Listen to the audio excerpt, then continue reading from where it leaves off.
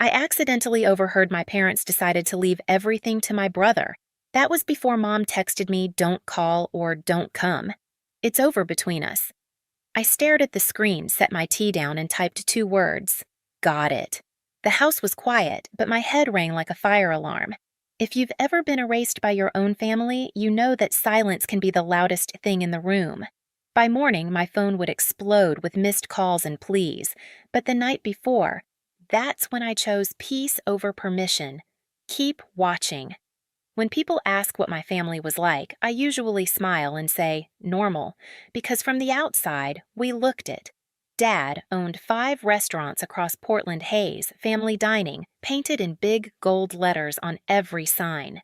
Mom handled the books, Jason handled the charm, and I handled being invisible. Our Christmas cards looked perfect. Matching sweaters, fake laughter, Mom's pearls catching the tree lights. What no one saw was what happened when the camera clicked off the silence, the hierarchy, the small reminders that I wasn't the chosen one. Dad used to say Jason's got business in his blood. You've got art. He said art like it was a virus. When I was 14, Jason got a brand new mountain bike. I got one from a garage sale spray painted blue to match his. At 17, he crashed his car while texting. Dad bought him another one within a week. When I got a parking ticket, I lost car privileges for a month. You'd think I'd stop caring, but I didn't. I kept trying. When I got into design school in Seattle, I came home waving the acceptance letter like it was oxygen. Dad barely looked at it. If you walk away from the restaurants, he said, you walk away from this family. Mom just stood there, her lips pressed tight, nodding behind him. Jason smirked like he'd just won something. Maybe he had. So I left. Waitressed at night, tutored design freshmen during the day, lived on instant noodles and caffeine. I sent postcards home every semester, no one ever wrote back. But I made it. Graduated with honors, came back to Portland, started small apartments, offices, restaurants. Funny enough, Dad's kind of places. By 33, I had clients who trusted my taste more than my own parents ever did. And still, when Mom got sick, I showed up. The treatments were brutal. Chemoradiation specialists in San Francisco. Insurance barely touched it. I didn't even think twice, I just paid. Bills, flights, hotels.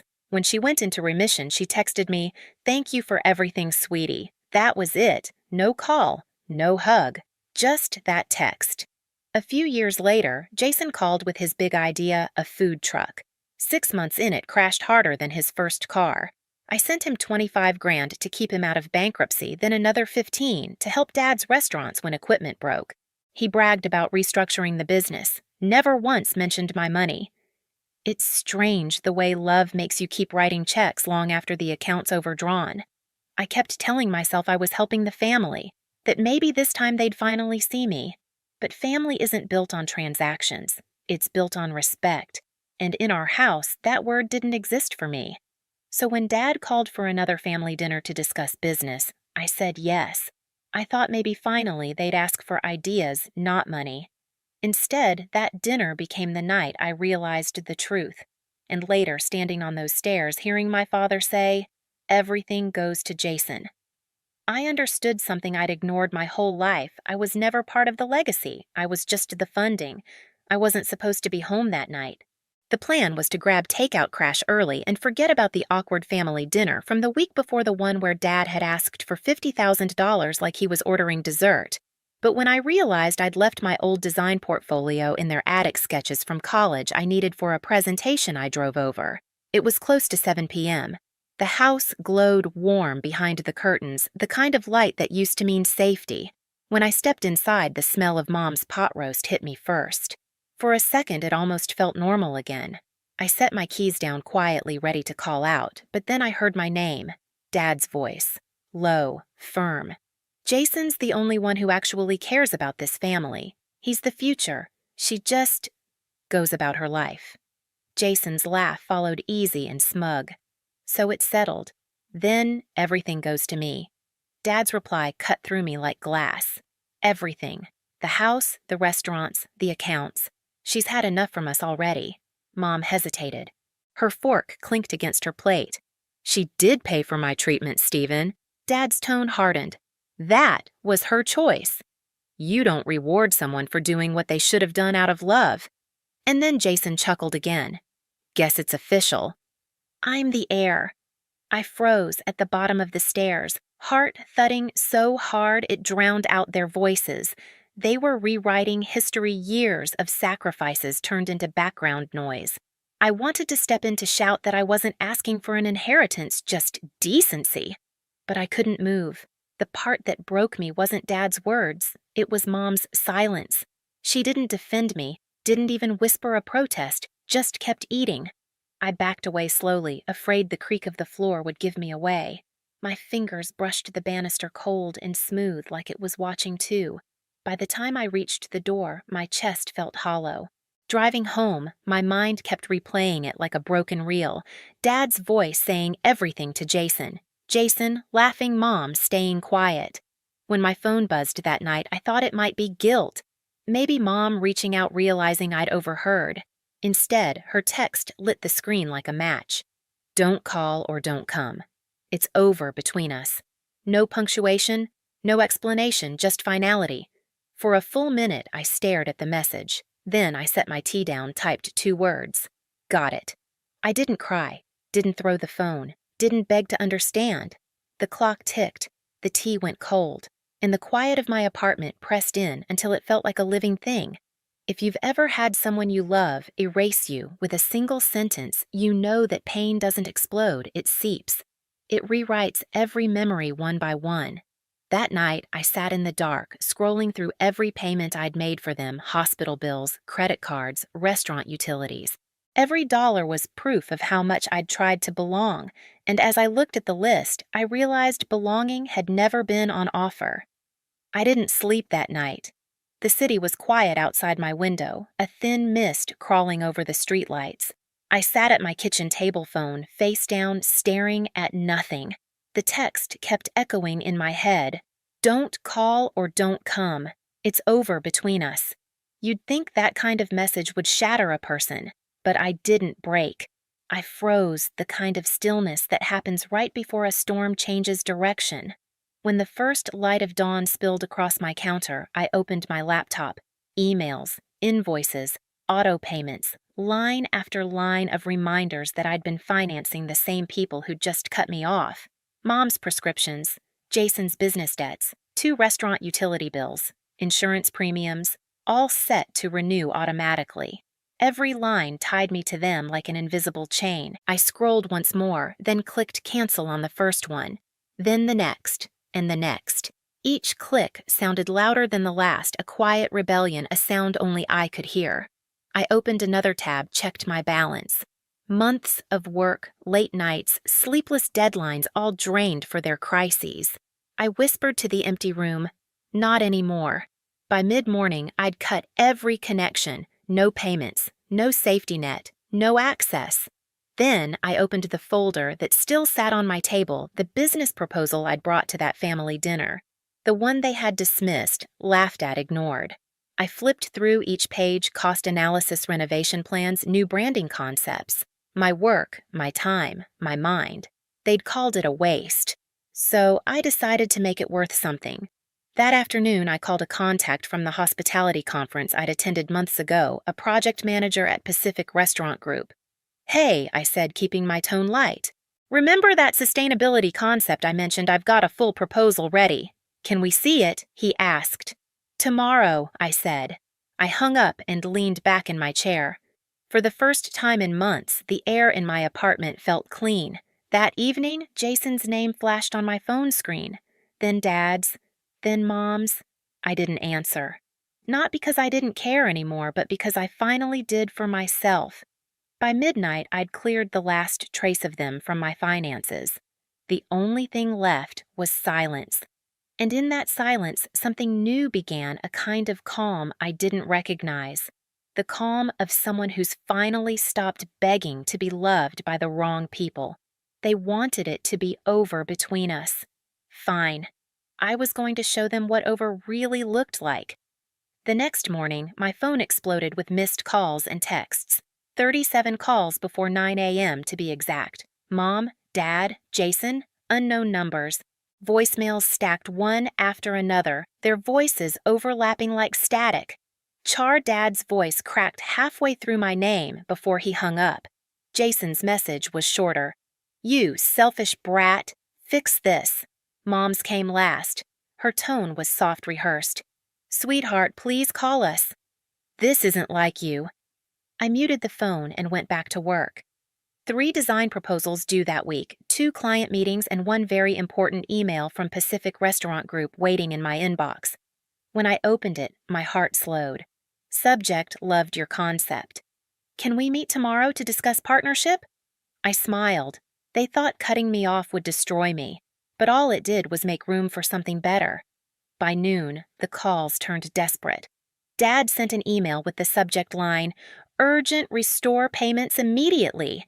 Jason texted, "You're ruining the restaurants." Then another, "You owe us, Tina." I put the phone face down, poured coffee, and whispered, "I don't owe you anything." That evening, I left the office later than usual. The garage was half lit, a low hum of fluorescent light echoing off the concrete. As I reached my car, someone stepped out from the shadows. "Jason?" "Hey," he said, voice sharp, eyes glassy. "You've been ignoring us." "Busy," I replied. He stepped closer. "Turn the payments back on." "No." His face reddened. "You think you can just walk away? You think you're better than us?" I met his eyes. "No, Jason. I think I finally stopped pretending we're family." He clenched his jaw hand, twitching like he wanted to grab me. Before he could, footsteps echoed. Tom, one of my co-workers, appeared with 2 others. "Everything okay?" "Tina."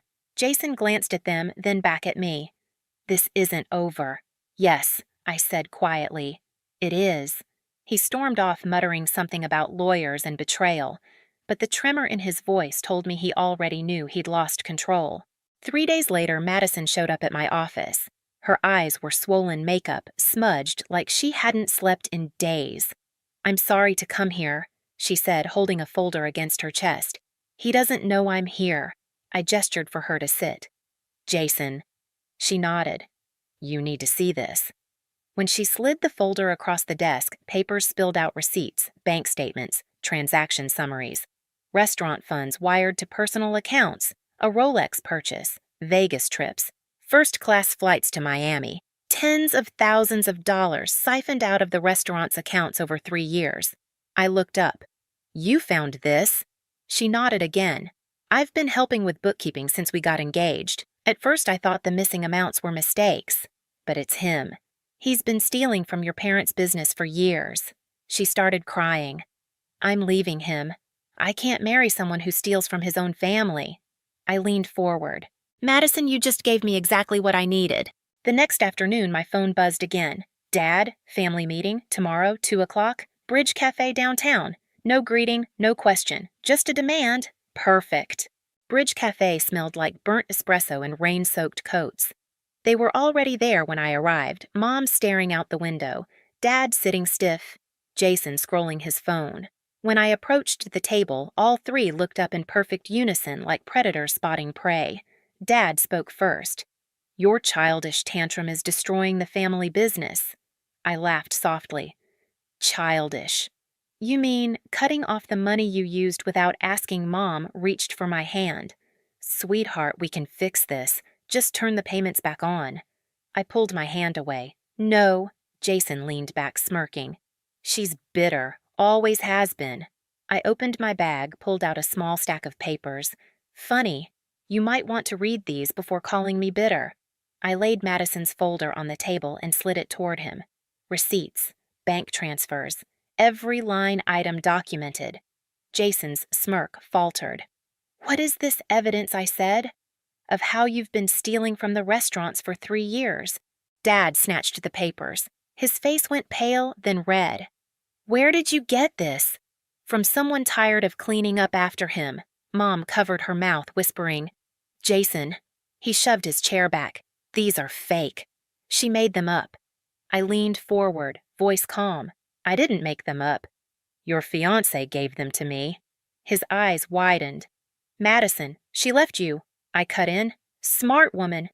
For the first time, Dad looked lost. Even if this is true, he said, voice trembling, it's still family business. Right, I said.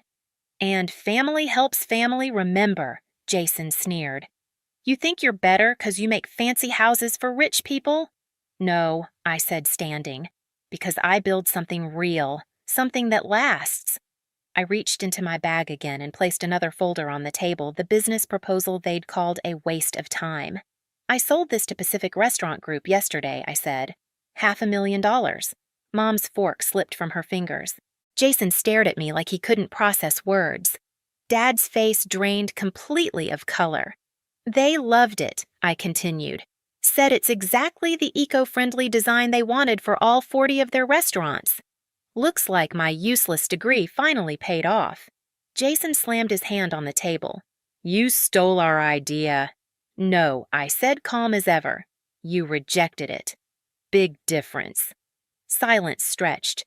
The clinking of dishes from the counter filled the air. I took a slow sip of my coffee.